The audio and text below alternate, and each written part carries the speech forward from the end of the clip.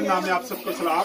जैसा कि आप जानते हैं कि कैरल का आगाज हो चुका है। आज भाई लतीफ के घर में हमने कैरल की, अभी जब आप बाहर आए इन्होंने बड़े अच्छे तरीके से इफ्तार के खादमों को वेलकम किया। और अभी क्रिसमस का केक जो हर घर में काटा जाता है, क्रिसमस केक आ चुका है, ये केक आ गया है। और साथ आदि की आज बर्थडे भी है, इसको भी हम सेलिब्रेट करेंगे। आए पहले केक काटते और उसके बाद इनसे बात करेंगे कि इनको कैसा लगा कि आज इनके घर में कैरल आई है। आए जी पहले केक काटते हैं। तो आदि साहब सारे पकड़ो।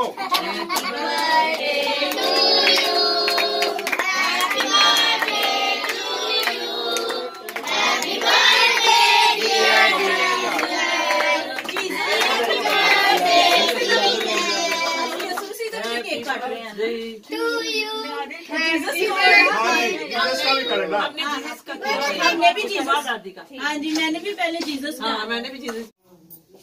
आए बलतीफ की फैमिली में हम मौजूद हैं और बलतीफ की फैमिली आपको हैप्पी क्रिसमस विश करना चाहती है। आए इनके साथ बात करते हो, इनसे पूछते हैं कि कैसे ये विश करना चाहते हैं। जी चलो जोर से। आप सबको हमारी तरफ से बड़े दिन की खुशियाँ बहुत बहुत मुबारक हो।